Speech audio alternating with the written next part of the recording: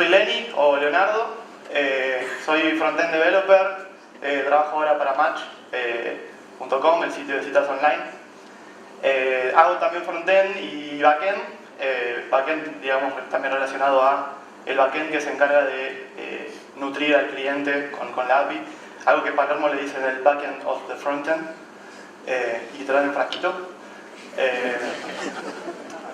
También soy coorganizador en las Meetup.js, que hay varios organizadores también por acá. Si no saben lo que es Meetup.js, es una comunidad bastante grande acá en Argentina de desarrolladores de JavaScript. Y si no saben lo que es, los invito a que se registren en este sitio y que entren al sitio, que se registren en Slack y que hablen con gente y se enteren de las meetups que estamos haciendo. También quiero aprovechar la oportunidad para agradecerles a todos los organizadores de la NodeConf de vuelta por todo el esfuerzo que llevó a organizar esto y darnos la oportunidad de disfrutarla un año más. Así que un aplauso para ellos.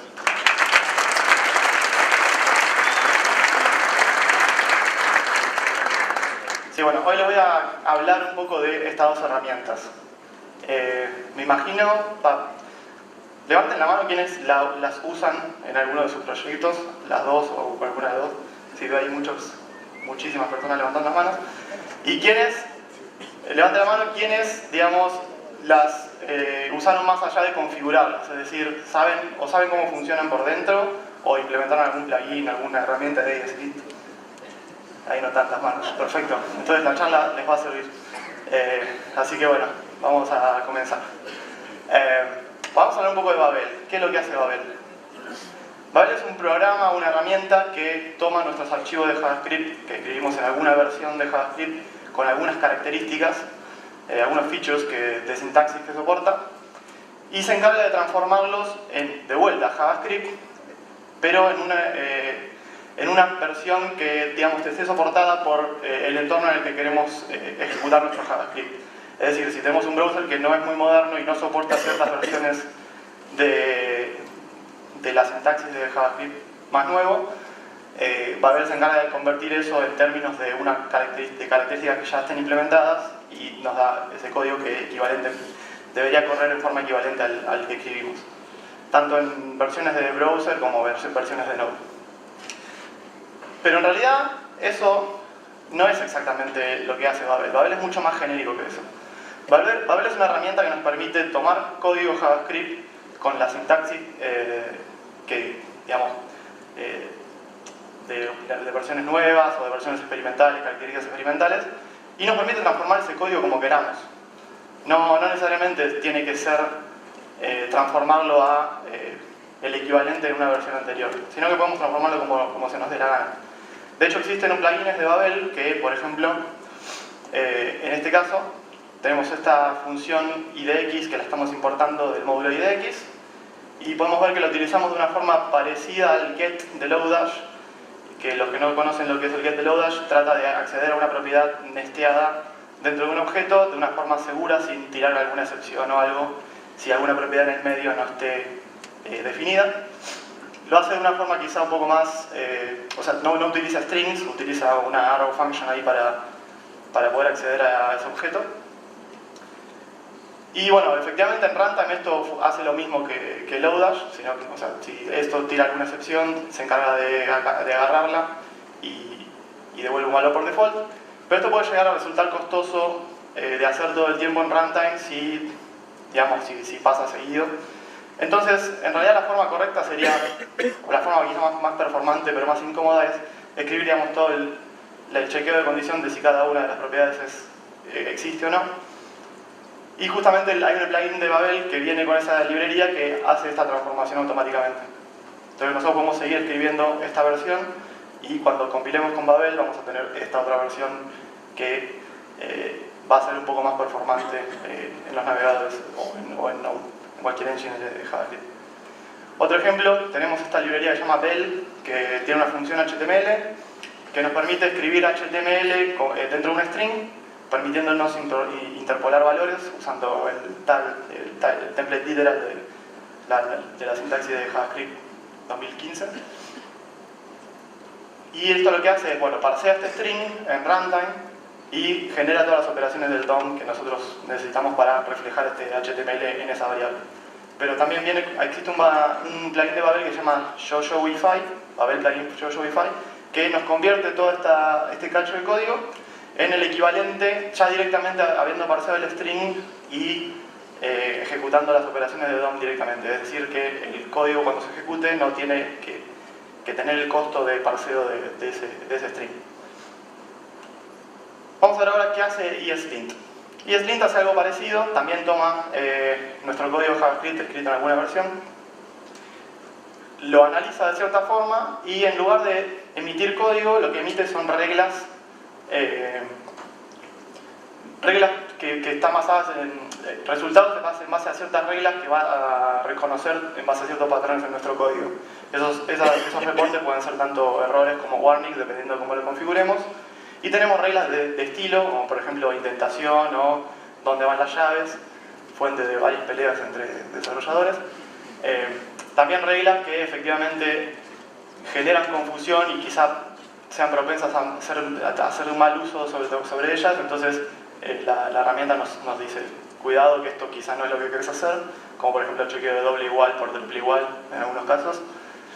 Chequeo de variables si están definidas, si nos olvidamos de definirlas, ese tipo de cosas. Y también algunas más particulares de algún entorno, como de Node, asegurarnos que los requires estén arriba de todo, por una cuestión de estilos, etc. Pero de vuelta, tampoco esto es lo que hace ESLint. ESLint es mucho más genérico que esto.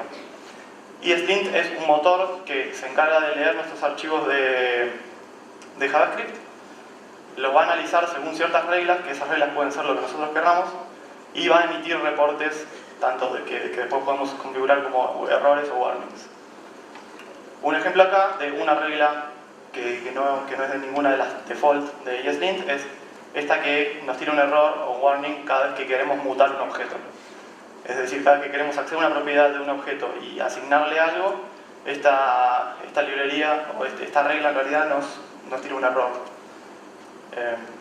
Para tener un estilo de programación más utilizando variables inmutables y objetos inmutables que en algunos casos resulta más sencillo. También tenemos esta otra regla de ESLint que nos ayuda a detectar, no solo le configuramos ver qué funciones o qué llamadas a funciones están deprecadas en nuestro código, que no queremos que se usen más. Entonces ESLint se va a encargar de detectarlas y marcarnos un error o un warning y nos sugiere cuál sería por la que la tendremos que reemplazar.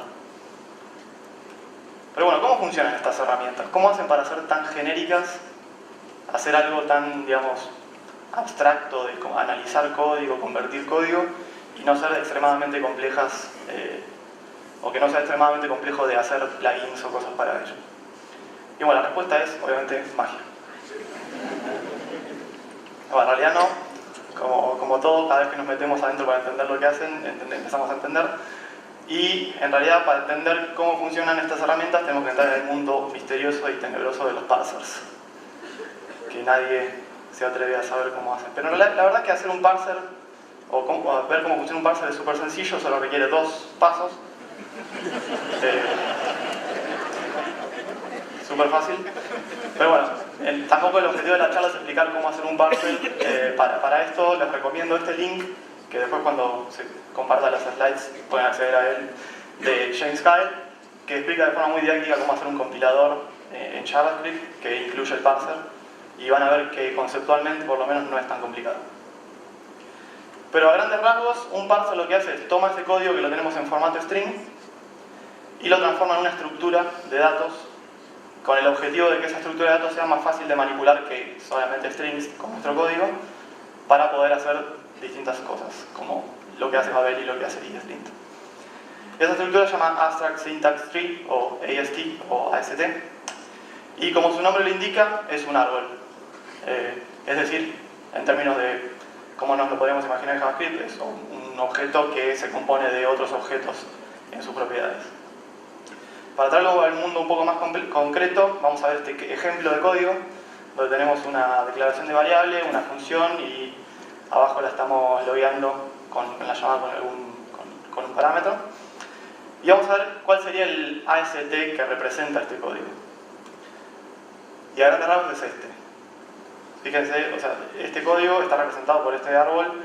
Ya podemos ver por la forma, obviamente no espero que lean los nodos, ven que tiene forma de árbol, es decir, arranca de un lado, tiene nodos asociados y están dirigidos, no hay ciclos ni nada de eso. Es efectivamente un árbol. Vamos a ver en más detalle qué significa o qué representa este árbol en cada uno de sus nodos. Por ejemplo, veamos la primera línea. Esta primera línea en ese árbol está representada por esta parte, donde tenemos dos nodos que dice, uno, se me fue un poquito del cuadrito, pero dice variable declaration y variable declarator.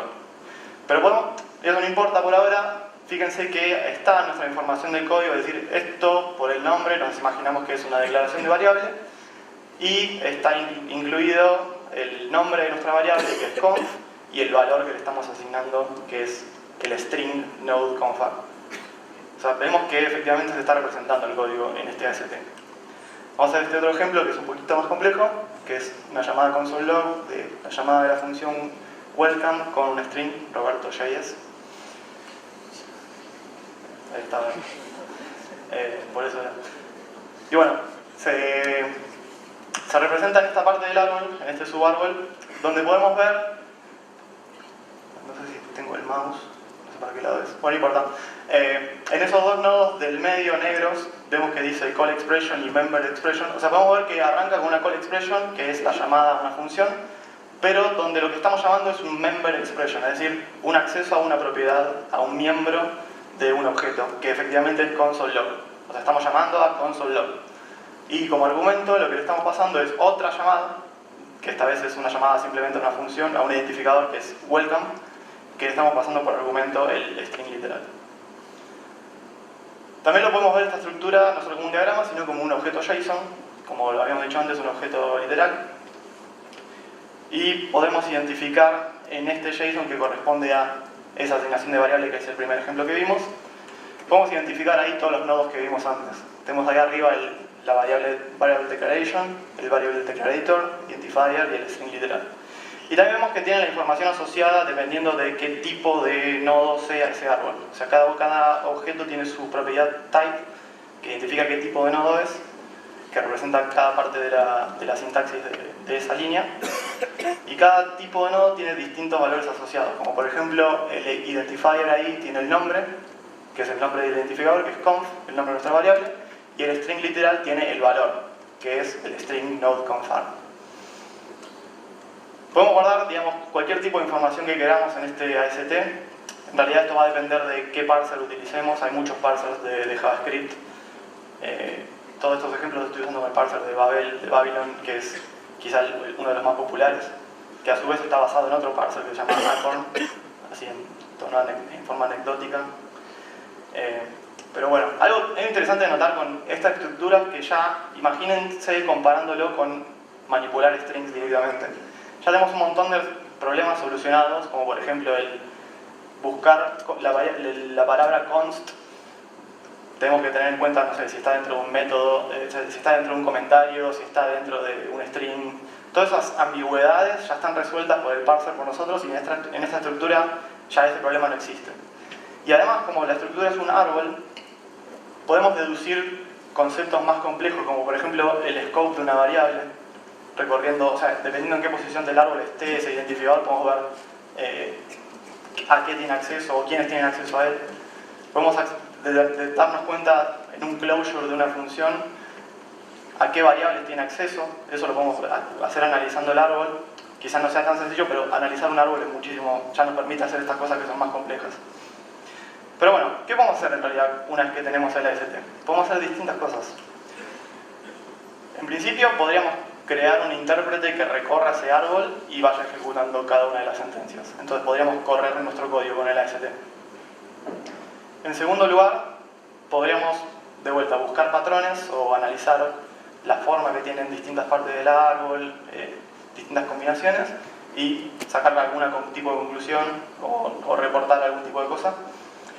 También, como es un objeto, lo podemos manipular, lo podríamos modificar. Podemos mover nodos de lugar, cambiar un nodo por otro, cambiar un nodo por algo nuevo, siempre y cuando nos cuidemos de que no estemos agregando nada inválido y que la combinación sea sintácticamente incorrecta.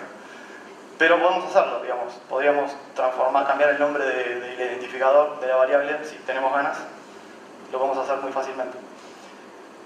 Y finalmente lo que podemos hacer también es, el AST lo podemos volver a convertir en un string si queremos. Ya que lo podemos correr, podríamos recorrerlo de vuelta y ir generando los pedazos de string que corresponden con el código fuente de JavaScript. Quizás ya algunas cosas que se pierdan como decisiones de estilo, todo de vuelta depende de cuánta información esté guardada en este objeto, para saber si esta función está definida en la línea 13 o la 14 y si puse un enter entre la definición de la variable o no. Pero más allá de eso, el código que escupamos de esta transformación se va a comportar de la misma forma que el código original. Entonces, en conclusión, Babel lo que hace, en definitiva, es agarra nuestro código en formato texto, lo parsea y lo convierte en una AST, lo corre a través de una serie de plugins que manipulan ese AST y lo transforman, y ese AST transformado después lo vuelve a convertir en un string. Y eso es todo lo que hace. De hecho, Babel ni siquiera tiene ningún plugin por default.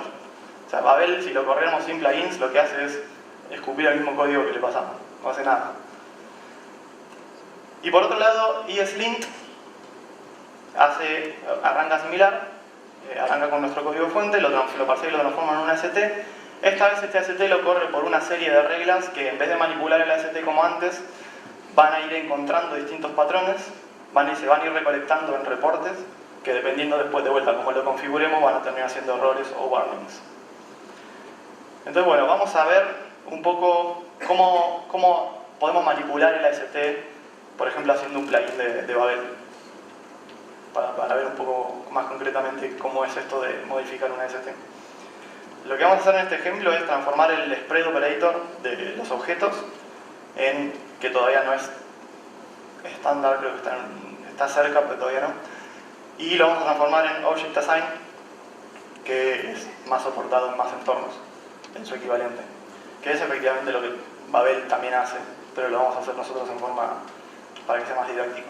Entonces, vemos ahí que el equivalente de la definición de los spread properties se transforma en un Object Assign, donde el primer parámetro, para evitar mutar, Object Assign muta el primer parámetro agregándole las propiedades de los siguientes. Entonces, para evitar eso, pasamos como un primer parámetro un objeto literal vacío, y después cada spread va como una variable aparte, y todas las propiedades que estén entre medio de distintos spreads pasan a ser objetos literales que son nuevos parámetros.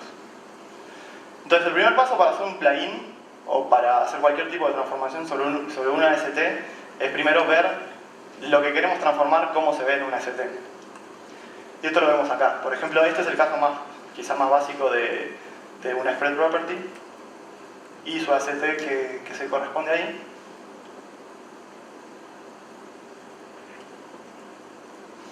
Y podemos analizarlo y ver qué son las cosas que nos interesan.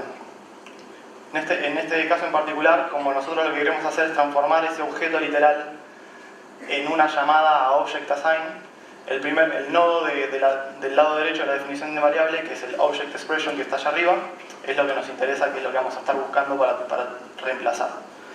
Y en segundo lugar, queremos saber si esa Object Expression tiene alguna propiedad que es spread.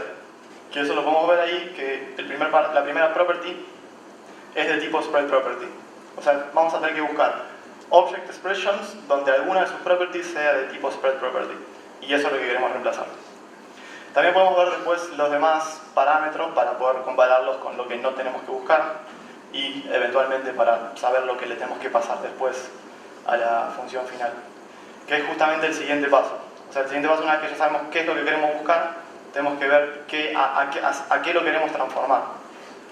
Entonces vemos cómo se vería lo que queremos transformar en el AST.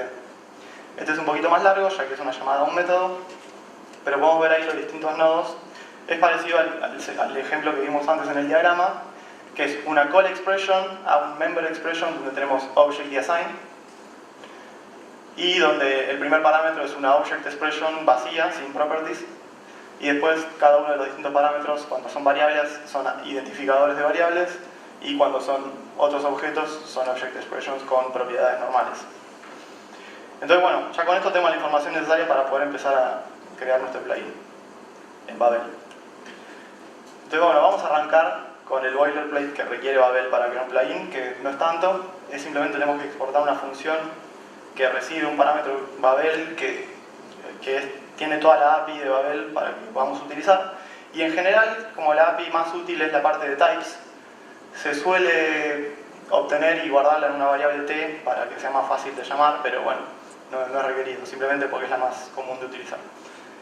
Y lo que tenemos que retornar es un objeto que tiene una propiedad visitor, que es el patrón visitor. O sea, para los que no conocen lo que es el patrón visitor, es como estamos recorriendo el árbol, le vamos a estar pasando este objeto a cada nodo, y lo que va a pasar es cada nodo va a ser visitado por este visitor y va a ejecutar métodos dependiendo de qué tipo de nodo sea, y esos métodos van a ser los que nosotros definamos en nuestro objeto. Los métodos corresponden con el tipo de nodo que queremos visitar. Por ejemplo, en nuestro caso, como estamos haciendo este plugin y nos interesa modificar las Object Expressions, visitamos las Object Expressions. Y recibe como parámetro un path, que es como un wrapper de nuestro nodo, que tiene la información del nodo, obviamente, pero además tiene un par de helpers que vamos a ver después, que son bastante útiles para manipular y reemplazar. Así que bueno. Entonces,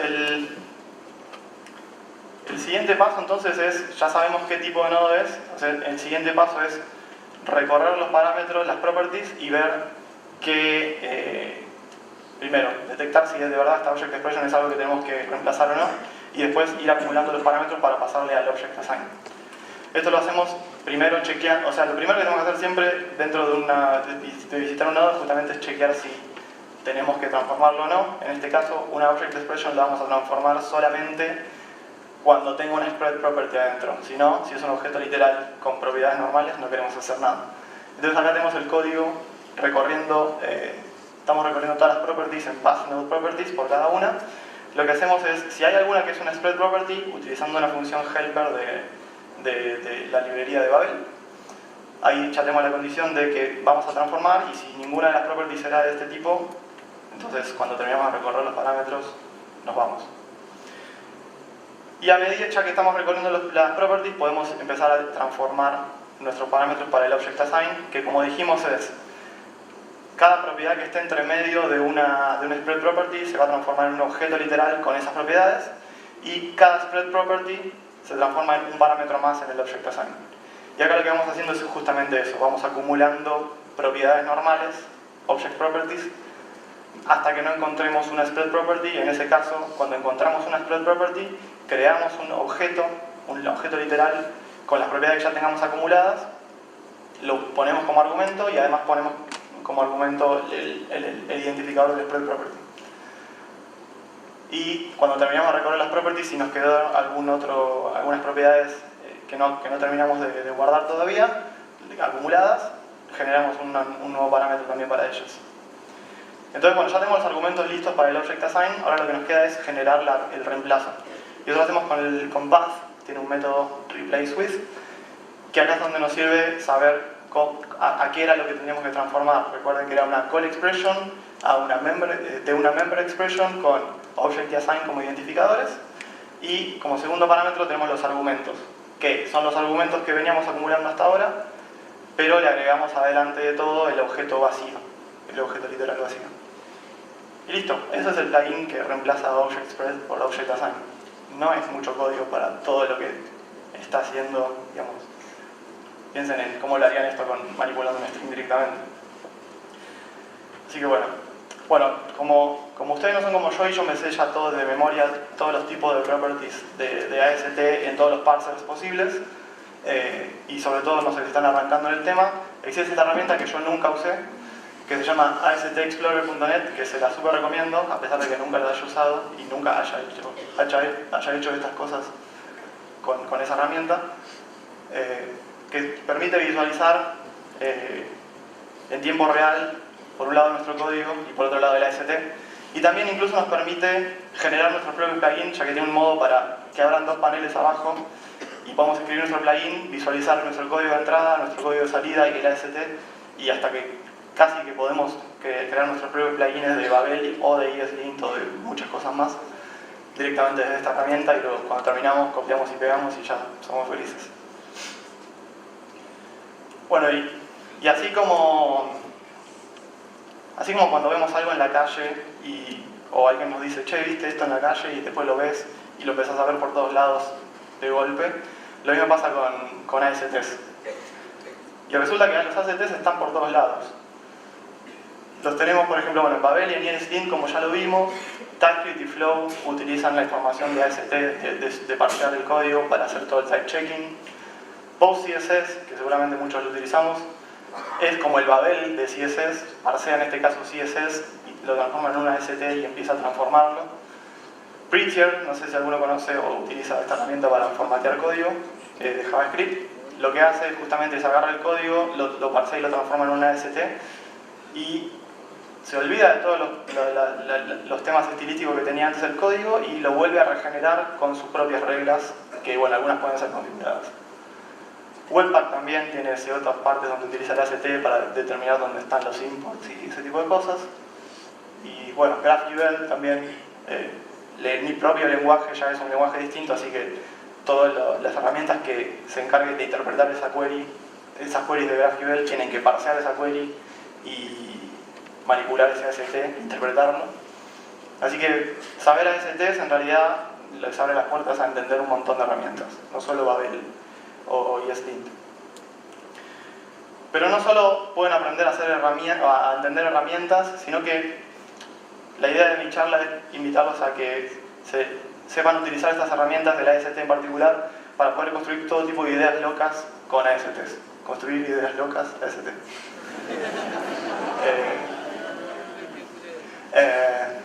Así que bueno, no sé, como tirarles algunos ejemplos, no tienen que ser cosas súper genéricas, pueden ser cosas muy puntuales para sus proyectos. Y la verdad que, por ejemplo, yo lo estoy usando y está resultando bastante útil para ciertos casos de uso. Por ejemplo, no sé, utilizar ESLint para validar que, no sé, si una librería interna de nuestra empresa se deprecó y el método cambió de nombre, como vimos antes, o un componente, o un componente de UI, de algún framework, lo cambiamos y es mejor usar otro, puede ser una regla de ESLint. Si queremos debuguear cierta parte de nuestro código y necesitamos nos gustaría pasarle parámetros de debug del entorno, o sea, en qué archivo estábamos y todo, eso es un buen caso de uso para un plugin de Babel para que automáticamente detecte esa llamada y le meta los parámetros. Incluso podemos usarlo fuera de esas herramientas, podemos parsear directamente con Babylon, que es el parser de Babel, nuestro código JavaScript y extraer cierta información, por ejemplo, los mensajes de internacionalización de nuestro código que los tenemos metidos ahí, los parseamos, los encontramos y los generamos en un JSON, los vamos acumulando todos en un JSON que después los mandamos a un servicio de traducción, no sé, como Crowdin o no sé, algún otro, o un servicio, o mismo nosotros para una herramienta interna. Entonces, bueno, la idea es cualquier tipo de idea que se les pueda ocurrir con AST es bienvenida y les aconsejo que al menos traten de ver si la pueden llegar a utilizar. Y bueno, en conclusión, con AST lo que podemos hacer es seguir escribiendo, por un lado seguir escribiendo el código que nos gusta y en producción tener la versión más optimizada, como el primer caso que vimos, seguir escribiendo el código que sea entendible y después optimizarlo para que los engines lo ejecuten más rápido o ejecutar menos cosas. También puedo realizar cualquier tipo de análisis y sacar conclusiones para tomar decisiones sobre qué hacer con nuestro código. También podemos incluso analizar ese AST, manipularlo para hacer refactors de APIs que están deprecadas o que están mal hechas. Por ejemplo, un caso típico que se me ocurre es, tenemos una función que fue acumulando muchos parámetros históricamente posicionales, ya esa función no sabemos qué parámetro corresponde a cuál, y un buen refactor sería pasar eso a un objeto, ese parámetro a un solo objeto para tener nombres más explícitos o poder pasar en cualquier orden. Eso podría ser una buena manipulación de un AST. Y finalmente, si no les gusta o no les importa ninguna de las otras cosas, también en definitiva AST nos ayuda a aprender JavaScript, porque entendemos cómo se forman las estructuras, entendemos por qué, las combinaciones posibles que puede haber en la sintaxis, y si ninguna de esas cosas les sirve, incluso también puede servir, por lo menos para lo que puede servir es copiar una sintaxis nueva que no sabemos cómo googlear, la copiamos ahí en el AST Explorer, vemos qué tipo de nodo es y podemos googlear ese tipo de nodo y ya vamos a poder saber, no sé, 3 puntitos que es, lo ponemos, buscamos el tipo de nodo y ya podemos googlearlo para ver cómo se utiliza con otro parámetro. Eso está buenísimo. Así que bueno, en conclusión, Les quiero pasar también todos estos links de estas 3 personas que la verdad que me inspiré mucho en ellas y aprendí mucho de todo el material que ellos comparten. Ken Dodds tiene un montón de material, trabaja en PayPal y tiene un montón de material y un montón de charlas que hablan sobre esto. Les aconsejo que las vean, seguramente sean mejores que lo que di yo recién. James Kyle trabajó en Babel, ya no más, pero hizo un montón de... Bueno, ya tiene el compilador que les pasé antes y también un montón de documentación de cómo utilizar Babel para hacer plugins. Y después Henry Su, que también ahora está trabajando con Babel, tiene un par de presentaciones súper interesantes, en particular esa que tiene un paralelo muy interesante entre Babel para STs y jQuery con el DOM. La verdad que muy bueno. Y bueno, espero que después de esta charla les sea interesar tanto esto para que cuando encuentren un problema y vean que se puede solucionar con un AST, lleguen a esta expresión. Así que bueno, eso es todo, gracias.